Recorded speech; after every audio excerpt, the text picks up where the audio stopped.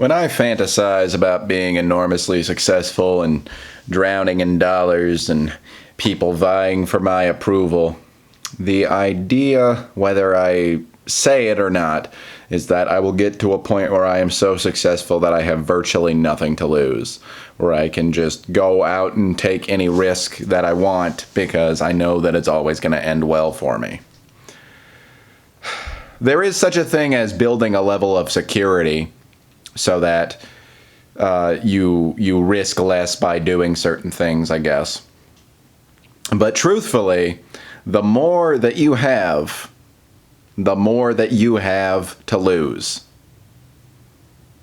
I mean, just like you can't lose something if you don't have it. To have anything is to potentially lose it. That's tough to swallow. And I don't like thinking about it that way. And I mean, you don't have to focus on that all the time, but it doesn't change the fact that it's pretty true. I mean, to have is to possibly lose. It's just a matter of how much you let that cloud your enjoyment of the things that you currently have. I talked before in a video called, like, Just Say Thank You about, some great things that happened for me in the past year and how it took so long for me to be able to enjoy them just because now that I had them, I could lose them. It's like it almost felt sometimes in my worst hours of anxiety about like these good things going away. It's been like, well, man, then I wish that I had never had it in the first place because then I could just live in these, like, what might have been sort of fantasies, and I wouldn't have this unsatisfying answer of what would have been, actually knowing, because I went down that path, that it would end. Or, like, it would go away. I wouldn't have it forever. I remember thinking that when I first got broken up with in high school, I remember thinking, man, remember when we were just flirting, me and this girl, and remember when there was just like a little bit of a spark between us?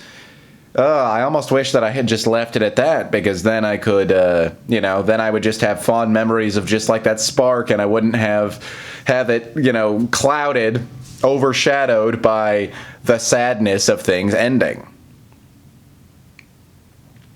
But I shouldn't view things that way. I mean, if anything, that was like my first kind of girlfriend. I don't consider that like my first serious relationship, but it was my first kind of girlfriend in high school. And like, it's like, yeah, it all comes in a big package of cringe and pain and awkwardness. All of that. I feel like I'm talking specifically about romantic relationships right now, but it does apply to anything. It's just, I think that there are a few things that we put that kind of, man, I wish that I had never had it happen whatsoever. If, there are a few things that we do that more with than romantic relationships. But I do fear that, like, if I ever got $1 million, I would just be clinging onto, oh my goodness, what if my net worth drops down to $990,000? My life would be over. Now that you reach this point, you just feel like to not have it anymore would just be the end of you. And interestingly, the fact is we are going to lose everything. Every single one of us is going to lose every single thing that we have, right down to our bodies. We're all going to die. And the more that we get in this life, the more that we have, like, on our deathbed, the more that we're going to lose in a blink of an eye when we're dead. More than a blink, a closing of the eyes, because they're not going to open up again because, stupid joke. So many of us just sort of, and I'm included in this, and I haven't even acquired very much. We just try to build up this empire of possessions and relationships and everything.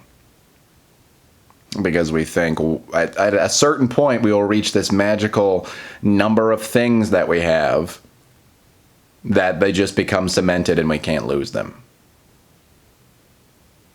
And that just isn't true. It's just not true. to have is to possibly lose.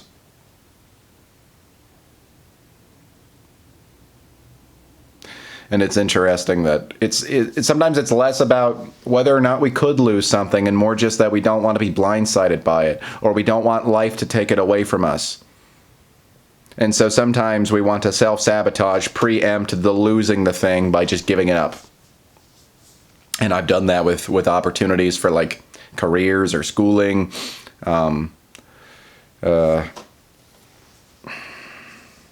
Sometimes I preemptively cut off friendships just because I had a sense that maybe they didn't like me, and they wouldn't want to, they wouldn't want to be friends with me anymore. So I better stop that now. And sometimes I've considered doing that with romantic relationships. I don't think I've ever totally, I don't think I've ever ended a relationship strictly because of that, but the temptation has always been there. At times, like, I would put myself out of anxiety of this person breaking up with me if I just break up with them. And I'm happy I've never acted on that, but, I just have to admit that it's there. It's just all of these things of preemptively, you can just call it self-sabotage. It's just out of a fear of losing things. So it feels like easier giving them up.